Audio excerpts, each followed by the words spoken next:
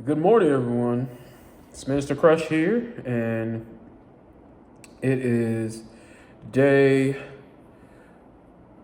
14 of my 365-day challenge. And today I wanted to talk about living from your future self. Um, Too often, we have this idea and this belief that our past dictates our present, and then our present determines our future. And I want us to break that habit and that cycle to believing that your past does not dictate who you are today.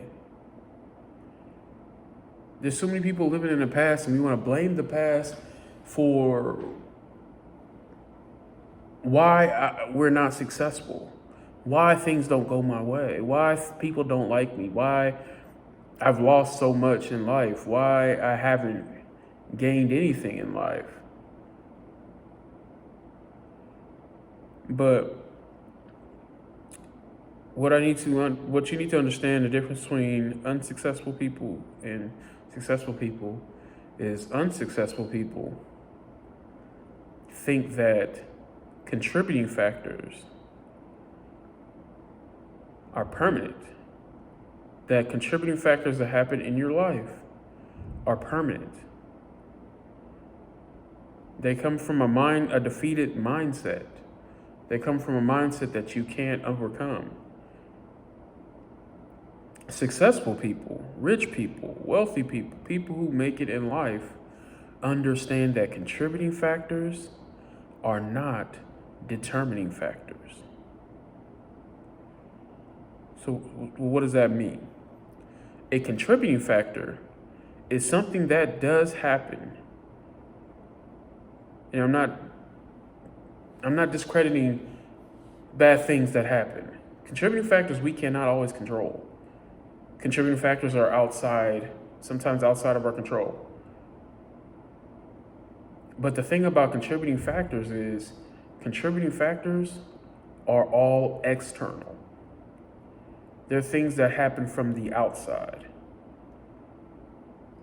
And whether that's trauma, whether that's abuse, whether that's poverty, whether that's lack of education, all of those things, whether that's disability,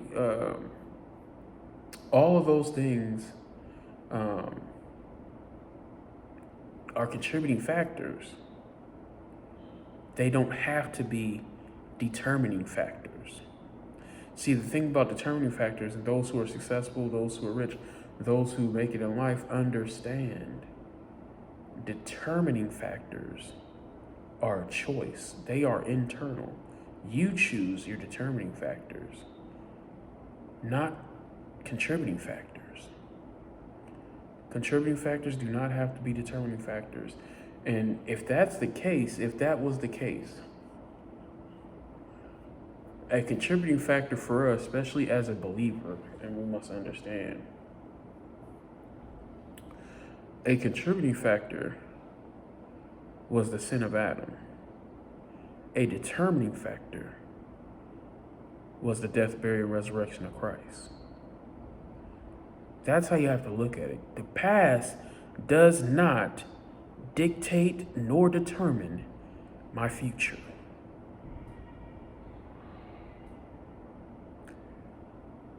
The past may describe what you've been through, and may even describe why you do some of the things you do and who you are and why you think the way you think. But the thing about a contributing factor is you choose for it to be a determining factor or not. If a contributing factor in your past was trauma and abuse, that does not have to be a determining factor of your life. You don't have to live your life as a victim. And I'm not saying that does not discredit the fact that it happened. These things happen, and they did have lasting impacts on people. But you make the choice to stay there or to move forward. When trauma happened to me and abuse happened to me, because I did not want to move past it, because I didn't think anything was wrong, it cost a lot in my life.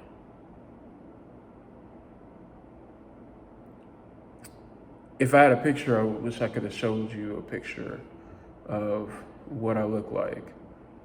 Even 5 months ago, when I was 430 pounds. And I've always been big. I've always been heavy most of my life. And it took me until now to realize the reason why I was always overweight my whole life was because of past trauma and abuse.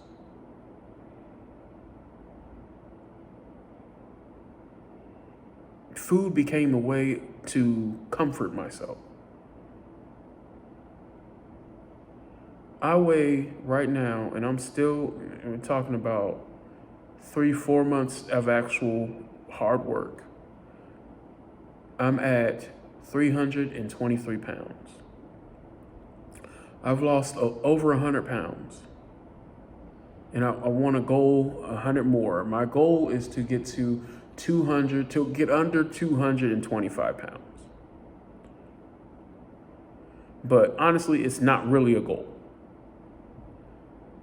because I don't plan on stopping there. That's who I see myself now. And so this is where I wanted to get you to understand where we wanted to go. Is I'm living from my future. I've tried to lose weight in the past plenty of times.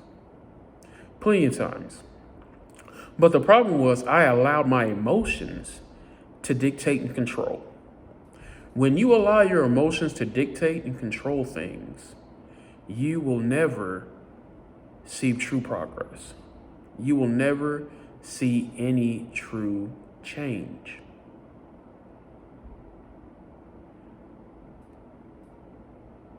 I had to make a choice for myself. I had to make a choice.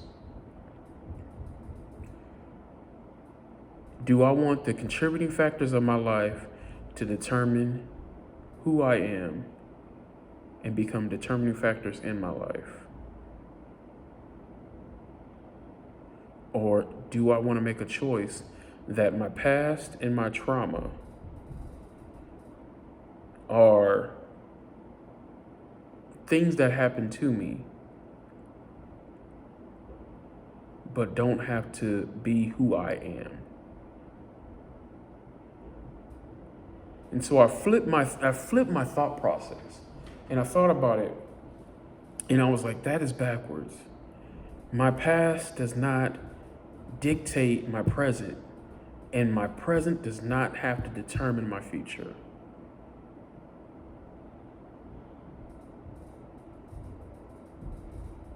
And I know that sounds backwards. I know it doesn't sound like it makes sense to you right now. But let's flip the script. Let's flip it around. What if my future determines my present, and my present dictate my past? Well, how does it do that?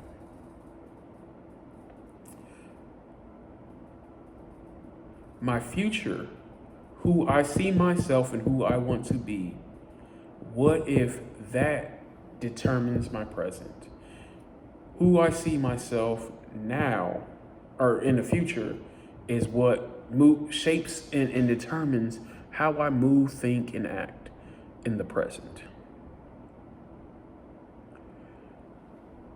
I got to a point where, and this is a revelation that I had now that I've never had in my life, that I need to, if I want to lose weight and become healthier, because I'm at a point where I'm learning, like, and I don't think people realize it, you are dying every day.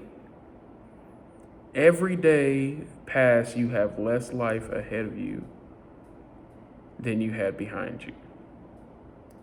So, I want to live as long as I can. And I know if I'm unhealthy and stay unhealthy most of my life, I am cutting years off my life. Maybe even decades. Who knows? And so I had to start living from a mindset of future Minister Crush. What is future Minister Crush going to look like? In future Minister Crush,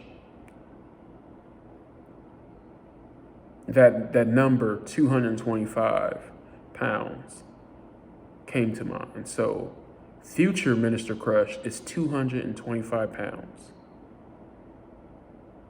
Tops. 225 pounds. So if I'm allowing my future to determine my present, I have to have the mindset of a 225 pound person. So in my mind, I made not a choice, a decision. Because when you make the difference between a choice and a decision, a choice means you have options.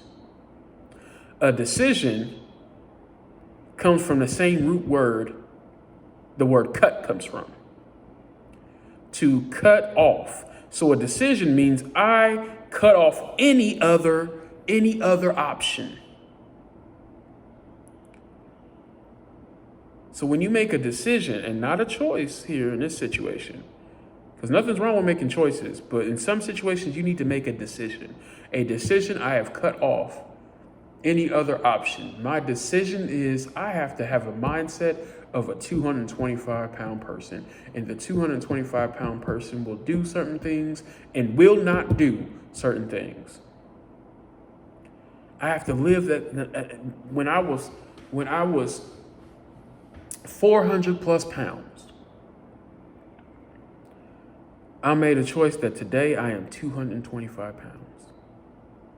I made a decision, Josh, I made a decision that today I am 225 pounds. And I started living from the mindset of a 225 pound person because my future self has determined my present self. And so how I move, how the things I do have changed drastically. And it's not easy. And a lot of times we always see, this is the thing. This is how you know that you made a decision or a choice when it comes to change. When I decided I was going to lose weight, this is how you know you made a decision or a choice. Did I start my diet? Because say, for example, it was Friday. Let's say on Monday, I'm going to the gym and I'm gonna start my diet. That's when you're supposed to do it, right? You can't start your diet you can't go to the gym and start your diet on a Friday. You start on a Monday because that's a good solid day, right? Monday. Or if it's the end of the month, you like, all right, let me start the next month. So like if it's the end of February, I'm gonna start March 1st. New change. I'm changing. Or it's the end of the year, so it's like Thanksgiving time was like, all right, January 1. I'm new year, new me. That's how you know you made a choice, because choices are based on emotions. You can't make true lasting change on emotions. When you make a decision to cut off any other options, you start then and there. You start that day, that moment.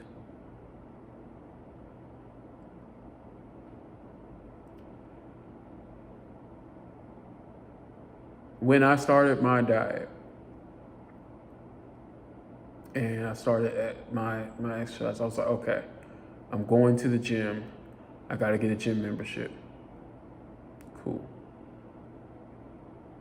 It was late in the day, and I decided, because I didn't eat breakfast usually anyway, so I decided I'm not going to eat anything before 12. And I'm not going to eat anything after 8 p.m. I pushed it back to 8. So it was 7 p.m. The time I started this, it was already 8 p.m. And I hadn't really ate anything anyway. It was Friday. And usually when I get off of work, I'm kind of like doing things, whatever case may be. And so I eat late. I said I wasn't going to eat anything after 7. That day I didn't eat anything because I made a decision. And the next day, didn't eat anything before 12. And didn't eat anything after 7. Over time, I adjusted to 8 because I started started going to the gym. So I'll get home later. And most of the day, even though I said I wouldn't eat anything before 12, I usually wouldn't eat anything until dinner. I would at most either drink a protein shake and a cup of coffee. And I got to a point where I would have to force myself to eat a fruit or something just to have something on my stomach around like 1 or something like that. But most days I eat one meal. One meal. When I got my gym membership, I started going to the gym at least 3 days a week. 3 days a week. I was like, all right, I'm going 3 days a week. If I'm up for it, 4. And then eventually I started going, upped it. 4 days a week. If I'm up for it, 5. Now, 5 days a week minimum. 5 days a week minimum. And so I'll go 3 days straight, take a break, 2 days straight. So that was 3 days straight, off 1 day. 2 days, off 1 day. 3 days, off 1 day. Just to have a recovery day in between. And sometimes I don't even take that recovery day. So sometimes I do 6 days. Because I started living from the mindset of a 225-pound man. I see myself as a skinny person now. You got to. And if you want to, like, say, example, if your thing is you want to make money, you want to be a millionaire, you see yourself as a millionaire today, even when you don't have it. Because when you start living from that mindset of a millionaire, it will shape and change the way you move and act and behave today in the present. It's the fastest way for you to get to where you want to go. Because no longer are you moving from emotions, you're moving from a decision. Stop letting emotions dictate things. this is where we go to my present dictates my past. Because too often we allow the emotions from our past contributing factors to run our lives. And honestly, and I know people are not going to say they like them, people are not going to agree with this, especially in today's economy and the way society is today. Your emotions are not as important as you think. Your emotions should not dictate or determine as much as you allow it to.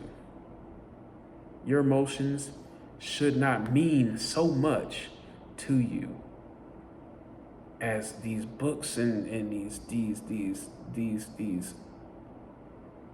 gurus try to tell you. Your emotions are fleeting. They're very fleeting. They're very fickle. Happiness is fleeting. Happiness. You're happy based on the situation. When the situation is good to you and it feels good to you, you're happy. But once that changes, it could change your happiness. Your emotions are fickle.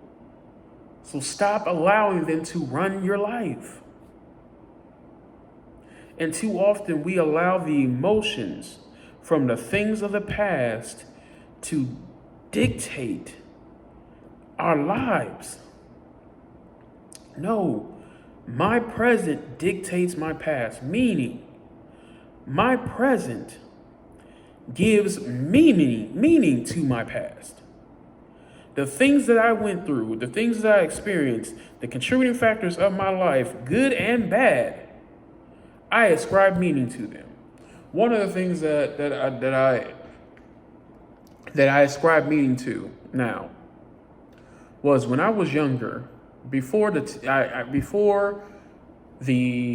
10th grade, I went to 15 different schools. Before the 10th grade in high school, I had attended 15 different schools.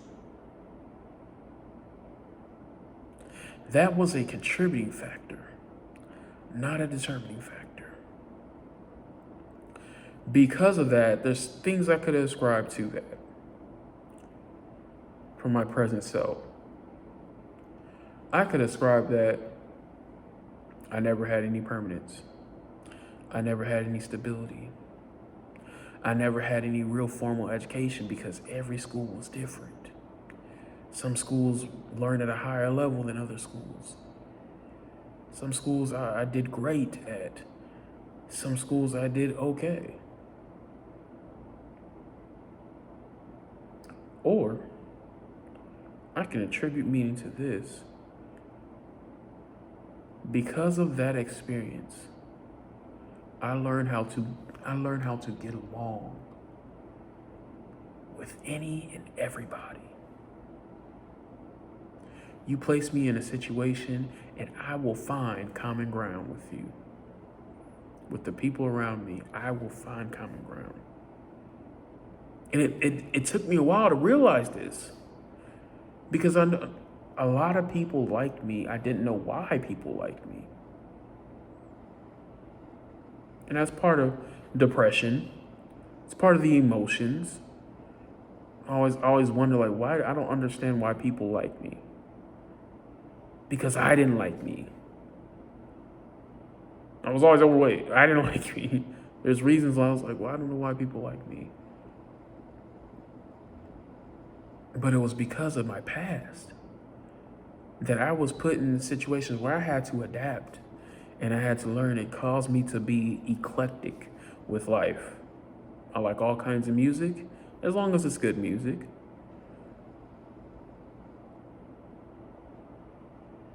I've experienced different cultures, all different cultures.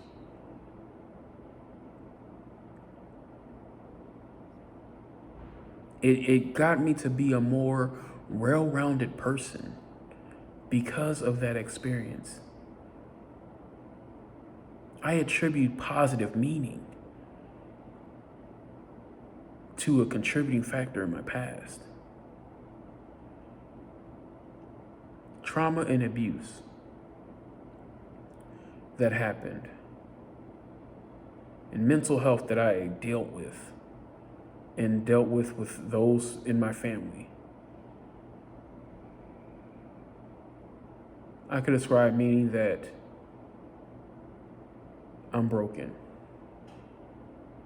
and I'm always going to be broken because of the things that happened in my past. Or I can take that and describe meaning I became so fascinated with the human mind because of how resilient and how plastic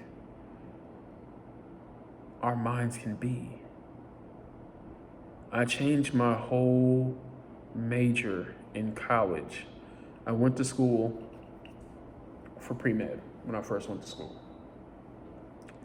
And that's because I always was told, you want to be a doctor or lawyer. And I was like, okay, doctor, lawyer. Which one do I want to be? Because, I had an aunt that's a lawyer. And I was like, oh, which one do I want to be? And I was like, oh, I'll pick doctor. And that's because I was always told, to be a doctor. And nothing wrong with that. That is a great career choice if that's what your passion was. But it wasn't really my passion. It was just something that I always told that you had to be. And then I got to college and I fell in love with psychology. And so now my whole world revolves around psychology. My degree's in psychology. I just love the fact that the human mind, and I want to, and because of the things that I went through in my past, the contributing factors that I went through in my past, I want to help others break those cycles, break those chains, and understand you don't have to be a product of your past.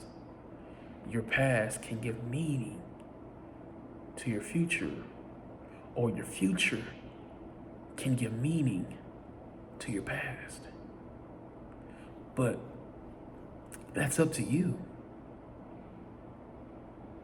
That's up to you.